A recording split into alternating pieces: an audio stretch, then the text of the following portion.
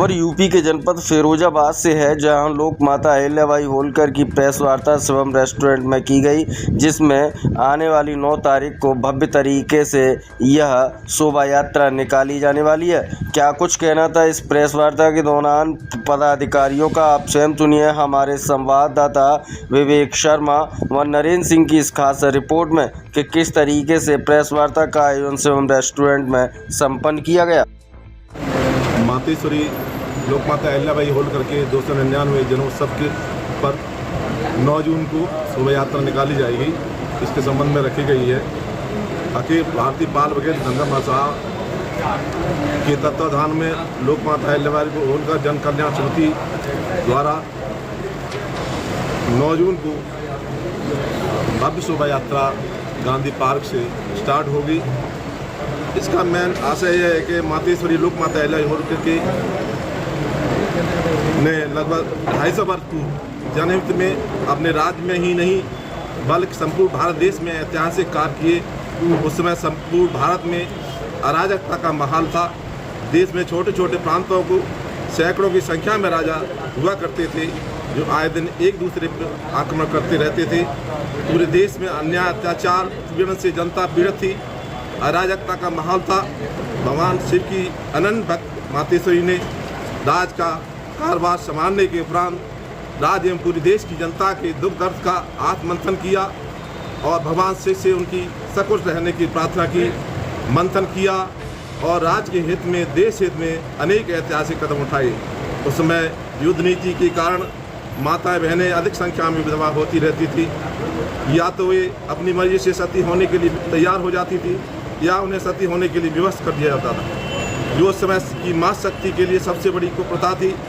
मातेश्वरी ने अपने राज्य में सती प्रथा को पूरी तरह से समाप्त किया तथा राज्य की प्रशासनिक न्याय व्यवस्था को सुदृढ़ करने के लिए जिलों का गठन किया।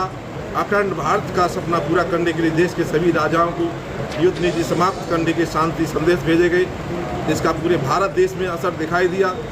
मातेश्वरी ने अपने राज्य में जनता की सुख समृद्धि के लिए उद्योग स्थापित किए।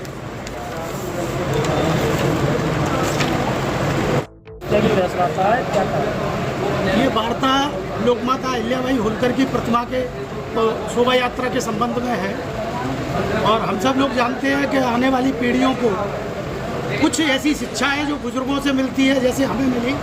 यही हमारा उद्देश्य है कि देश के महापुरुष थे, समाज के महापुरुष थे, उनके चरित्र, उनकी शिक्षाएं आने वाली पीढ़ियों तक पहुँचे। तो उस निमित्त हम प्रतिवर्ष 2016 से लोकमाता अहिल्याबाई होलकर की शोभा यात्रा नगर में निकालते हैं और उसका मेन उद्देश्य यही है कि जो परोपकार के कार्य महापुरुषों ने किए, जिन महापुरुषों के नाम से इस देश को जाना जाता है, इसके समाज के लोग उस पर गर्व करते हैं, उस इतिहास पर, उस इतिहास को नई पीढ़ी के बच्चे भी समझें। अब आप समझिए कि आप 2016 से हमारा कार्यक्रम हो रहा है और उस समय की मीडिया ने जो हमें, आप लोगों ने जो कवरेज दिया, आज उसका परिणाम ये है कि कम से कम जिले ही जिले में लगभग 20 जगह शोभा यात्राएं निकलने लगी हैं। जयंतियाँ, पुण्यतिथियाँ महापुरुषों की मनाने का उद्देश्य केवल इतना ही होता है कि आने वाली पीढ़ी जो कुछ शिक्षा ऐसी होती है जो किताबी ज्ञान से अलग होती है, उससे भी रूबरू हो और वो समझे कि हम किस कुल वंश के हैं, देश के प्रति, समाज के प्रति हमारा क्या दायित्व है। इसी निमित्त ये 2016 में शुरू की गई थी, आज तक चल रही है। सभी पर्व समाज के लोग, वैसे तो सर्व समाज की है लोक माता, लेकिन पाल बघेल धनगर समाज की इसलिए भी थोड़ी है कि हम उस वंश के हैं, हम अपनी जिम्मेदारी समझते हैं। और हमारे इस कार्यक्रम में सभी समाज के जनप्रतिनिधि, महापुरुष, सामान्य लोग, गणमान्य लोग पधारते हैं। ये हमारा सौभाग्य है कि हम उनका स्वागत करते हैं, उनका अभिनंदन करते हैं, अपने बुजुर्गों का अभिनंदन करते हैं। जैसा अध्यक्ष जी ने बताया, जैसा वर्तमान अध्यक्ष जी ने बताया कि शोभा यात्रा पालीवाल हॉल गांधी पार्क से प्रारंभ होती है। वहाँ सब लोग एकत्रित होते हैं, जिसमें देहात के भी बंधु ट्रैक्टर ट्रॉलियों में भरकर आते हैं, इसमें सम्मिलित होते हैं और वहाँ से गांधी पार्क चौराहे होते हुए, सेंट्रल चौराहे होते हुए, शिवाजी मार्ग होते हुए और कोटला रोड होते हुए प्रतिमा स्थल, जहाँ दखल पर लोकमाता अहिल्याबाई होलकर की प्रतिमा स्थापित है, वहाँ इसका समापन होता है। तत्पश्चात ही सब लोग अपने अपने घर माल्यार्पण करके जाते हैं। और हम तो यही उम्मीद करते हैं, जैसे मीडिया बंधुओं का, आप सब लोगों का प्रतिवर्ष हमको सहयोग मिला है, इस वर्ष भी उसी तरह सहयोग मिलेगा।